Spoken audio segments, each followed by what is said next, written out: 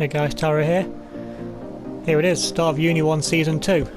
I'm hearing that my new car for this season has been delivered outside my apartment. To my apartment, the one up there, very left top one. That's my apartment, but of course my car isn't up there. So they said they left it in the car park. So let's see what it is. Similar Lotus, I'm imagining... Yep, it is a Lotus. So this is my new car for this season. Obviously I can't drive a Maserati because that was contracted for Manor. So... well, I've got a Lotus now, at least this is the car that matches the team of it. Of course, Manor don't really make cars, so... Anyway, so, first race of the season, Australian Grand Prix. Of course, first time to see how the cars really perform. So from pre-season, it looked like Ferraris are the best car, but Mercedes always hold back. Just got to see how things go. Of course, with the Mercedes engine in the back of the Lotus now, should be hoping for a lot better season. Of course, me and Grosjean managed, I think, 10th, 11th or 9th and 10th, something like that, in practice testing for the best times. So, hopeful for a good result at the race. Of course, my first time being there. Well, first half of the season's going to be my first time everywhere, so... hopefully Grosjean puts up more of a fight than Max Chilton did last season. Hopefully get some points and get that 6th place in the Constructors that the team hoping us to get for the end of the season. Heading off in the jet to Melbourne. Hope it's a good race and putting a good showing for my debut for the Lotus team. Nice time to take you through qualifying report. Taking a look at the first qualifying grid for the 2015 season. It's been Nico Rosberg showing the true pace of the Mercedes, taking pole by 3.5 tenths on Hamilton in second and Buemi in third. Sebastian Vettel starts fourth in the other Ferrari. Just getting the better of Jenson Button in the other Williams, who will start 5th. Once again, Bottas was struggling for pace, only managing 6th on the grid, and was 8 tenths slower than his teammate Nico Rosberg. The home favourite Daniel Ricciardo starts 7th, with Perez in 8th, Verstappen in 9th, and Grosjean completing the top 10 in the Lotus.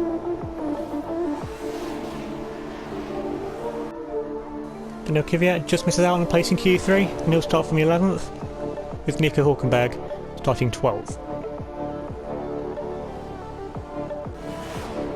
Sabo are happy with their driver's efforts, as Marcus Ericsson starts 13th and Adrian Sutil starts 14th. Josh Cherokee only managed 15th on the grid on his first outing for the Lotus team, with Alonso in 16th and Felipe Massa in 17th. Janek Van only starts from 18th after an engine problem, saw him unable to post a competitive lap time, and the two manners of Rossi and Stevens complete the grid. Rosberg may have taken pole, but there's still a lot of work to do if he wants to take the race win. Or can the Ferraris and Williams come back and challenge for the top spot on the podium? Let's find out. It's time for the Australian Grand Prix. Taking a quick look at the race strategy, and as usual it's going to be a one-stop.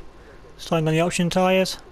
Yeah, not the qualifying that I wanted, down 15th, but Grosjean doing the work in 10th at least. Just couldn't get into a flow around the track. Now going to the 5 red lights. Long hold, lights out and away we go. Actually get a decent start for once, this is a first. Looks like Sutter alongside us hasn't got a good start at all. Now going side by side into turn 1. Breaking out, Sutter just dive bombed up the inside. Actually cuts on a spin, Sutter's spun!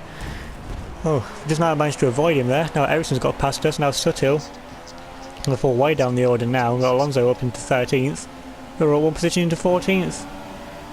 Trying to gain in the slipstream on the back of Sutil's teammate Marcus Ericsson, but nothing can come of it just yet. Now cutting midway through lap 3, managed to get past Ericsson now right on the back of Nico Hülkenberg and the two Toro Rossos in front. Now the Toro Rossos I can go side by side through this high speed section, managed to close up so much, to go and slowing each other down so much. Now looking for a gap, just about to squeeze it up the inside of Hülkenberg to go side by side, just about to avoid contact with him. Now going to outbrake Hülkenberg, are we?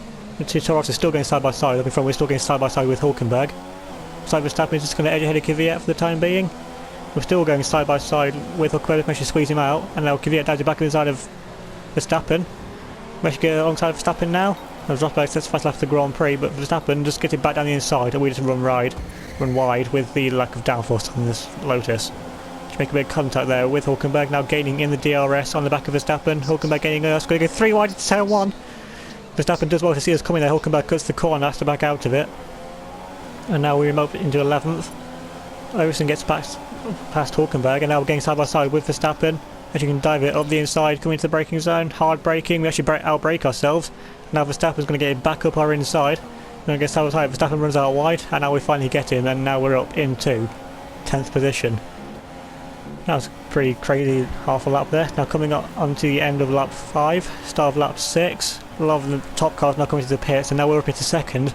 Kvyat in the Toro Rosso is leading the Grand Prix, with Ericsson and Hulkenberg fighting out for 3rd, further behind. It's nice to know that once the top teams are coming, we're able to actually be ahead of them and not way behind them like we were in the Mauricio last season. Now we're on to the end of lap 7, coming to make our one only pit stop now onto a set of the medium tyres to go to the end of the race. It looks like the Red Bull team are getting ready for someone as well, so are the other teams as well.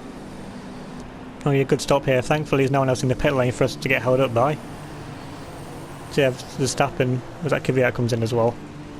Now whereabouts we can rejoin, hopefully some clean air. Of course there's a few cars I think doing the 2-stop. Yeah, one of the Red Bulls and one of the Ferraris going past. That's like one of the 14s get past as well. We're going to come out in some relatively clean air.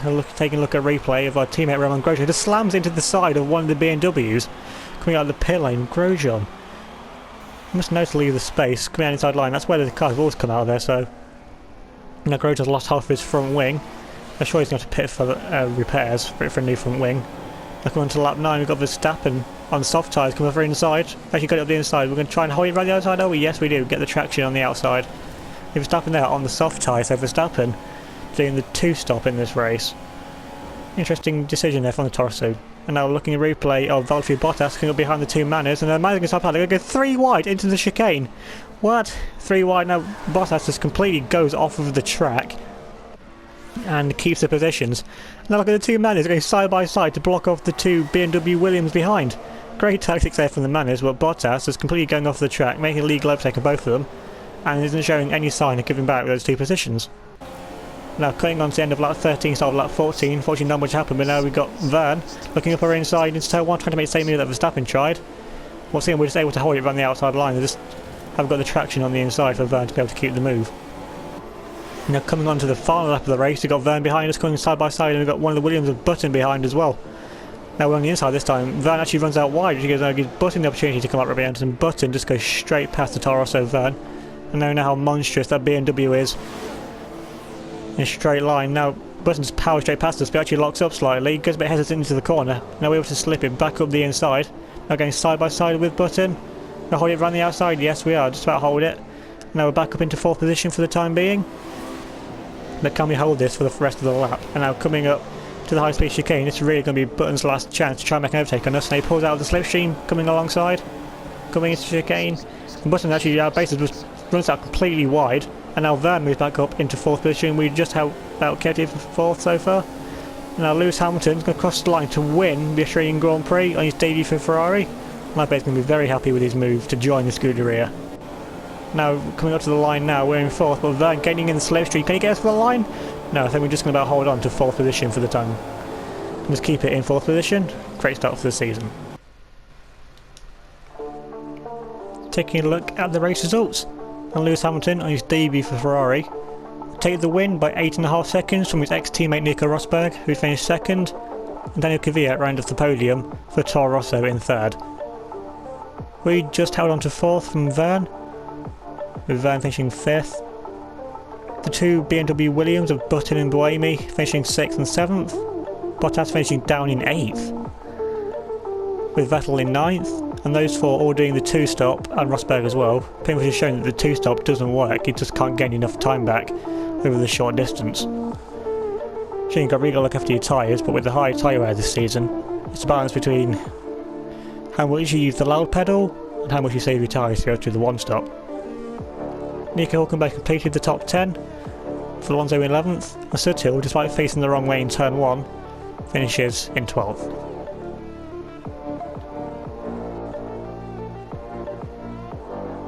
Taking a quick look at the driver standings, of course, because it's only the first race, the standings will be exactly the same as the race results. So Hamilton takes the lead of the Drivers' Championship with 20 points, Rosberg in second on 15, Kvyat for the Toro Rosso in third, doing the same job that Verne did last year, and Toro Rosso finishing third. We're in fourth on 10 points, Verne in fifth on 8 points, Button sixth on 7, Buemi in seventh on 6 points, Bottas in eighth, already 10 points behind his teammate, now on 5 points, Vettel in ninth on 4 points. Clearly, two-stop not working as Hamilton won the race. Vettel down in 9th, stuck behind us in that massive train of cars in the final lap. Hulkenberg in 10th with 3 points. Alonso in 11th with 2 points. From McLaren Honda, and Suttil somehow managed to finish 12th, even though he did finish face the wrong way into turn 1. Moving on to the constructors' standings, and Ferrari take the lead on 20 points. By 4 points to Mercedes in second, who are on 20, and despite both the BMW Williams finishing behind me, they're in third on 13 points, with Toro Rosso in fourth on 12 points thanks to Kvyat's podium finish, and Lotus already have 10 points more than they did last season as we finished fourth in the race, and Red Bull down in sixth only on 8 points because Verne was the only point scorer and Ricciardo actually DNF'd the race, so no help from Ricciardo this race. Force India in 7th thanks to Hulkenberg's 3 points, McLaren in 8th with Alonso's 2 points, Sauber in 9th with Suttil, and Mana Mauritius the only team yet to score. I think this just shows the effectiveness of the top 12 scoring points. After only one race, 9 of the 10 teams have already scored points this season. I'm saying now, pretty bold statement, even though the Manas do seem to be pretty slow this season, that every team should score points this season. So 4th place in the race, not bad for my debut, making up 11 positions from a starting grid. Crazy race there. So once again the tyre is really going to last this season, and because the Lotus lacks downforce, tyre wear is going to be a big issue, so I've got to try and nurse the tyres to make the one-stop work, because the two-stop just doesn't. Still 4th place in the race, good start for Lotus, and even more for Toro Rosso, Kvyat getting 3rd. So up last time Verne getting 3rd place last season, then got promoted to Red Bull, so here's hoping for Kvyat he can do the same. I bet Hamilton's very happy with his decision to move from Mercedes to Ferrari. Again, they'll have the pace in testing, and they've actually got the pace in the race as well. I've got to try and keep it up the rest of the season, to try and stop Mercedes' dominance. So Malaysian Grand Prix next time out. I've got a feeling that my qualifying there is going to be quite a lot better, as I feel like, hopefully anyway, I can get into more of a flow around one lap on that track than I could around Australia, because I think Australia is a quite difficult track to get into a flow, to a rhythm round. Over one lap anyway, in a race distance you can pretty much get used to any track because you're doing it enough times. That's been round 1, the Australian Grand Prix. Thanks for watching, let's like the video, subscribe if you're new, comment down below your thoughts on the race. I'll see you all next time.